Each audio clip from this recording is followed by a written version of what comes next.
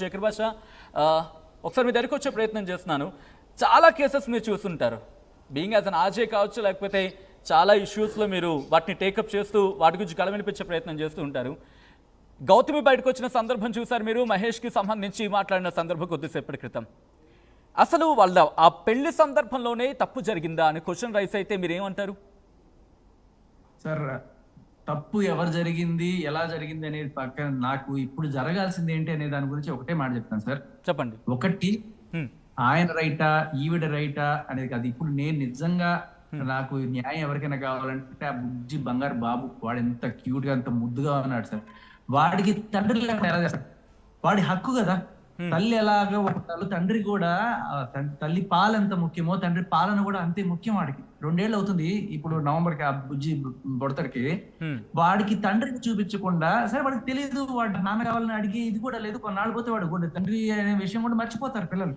కానీ కోర్టులు ఇవన్నీ కూడా ఎంత స్ట్రాంగ్ గా చెప్తున్నాయంటే, తండ్రి అనేవాడు ఉండకపోతే పిల్లలు సైకోలాగా మారడం ఇలాంటివన్నీ కూడా చేస్తాను. నీకు ఒక చిన్న ఎగ్జాంపుల్ చెప్తా సార్. ఆ అమ్మాయి వాళ్ళ అమ్మగారి పేరు ఎందుకు పెట్టుకోలేదు అంటే, వాళ్ళ అమ్మగారి క్యాస్ట్ వేరే, బట్ ఆవిడ ఆధార్ కార్డు పాన్ కార్డు చూస్తే గౌతమి అని మాత్రమే ఉంటుంది తప్ప చౌదరి అని లేదు ఆవిడ దీంట్లో. సడన్ గా చౌదరి ఎక్కడి నుంచి పెట్టుకుంది? ఎందుకంటే వాళ్ళ నాన్నగారు చౌదరి కాబట్టో, లేకపోతే మరి ఆ పేర్లో కూడా పెట్టుకోవాల్సిన పరిస్థితి ఏమొచ్చింది?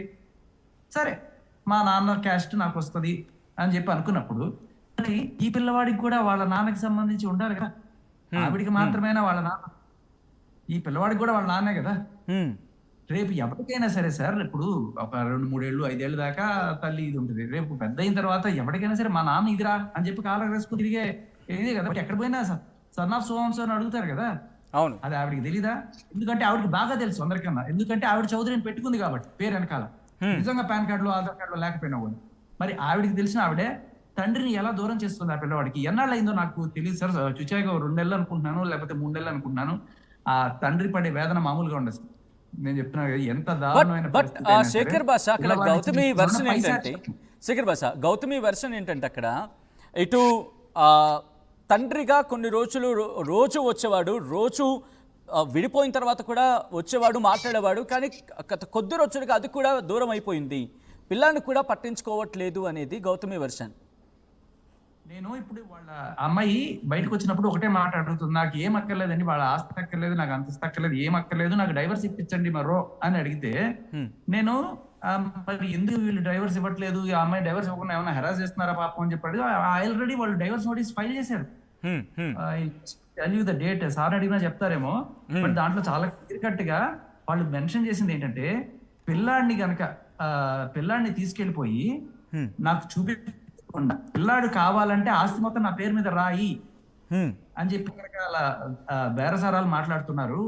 అయినా సరే నేను సంపాదించేదంతా ఎవరి కోసము? నీ కోసం, పిల్లోడి కోసం కాదా? నేను ఇవ్వడానికి కూడా సిద్ధపడ్డ ఆ మహేష్ కి ఆ గిస్మత్ మండి ఆవిడ పేరు మీద రాసిచ్చిన తర్వాత ఎమోషనల్ బ్లాక్మెయిల్ చేసి మండి వాళ్ళ పేరు మీద, ఇప్పుడు ఆ అబ్బాయి పెట్టుకున్నది పెళ్లికి ముందు నుంచి ఆ అబ్బాయి పేరు మీద ఉన్నది, సడన్ గా ఇవాళ ఈ జనవరి రోజున ఈ సంవత్సరం జనవరి ఆవిడ పేరు మీదకి వెళ్ళిపోయింది. ఇంట్రెస్టింగ్.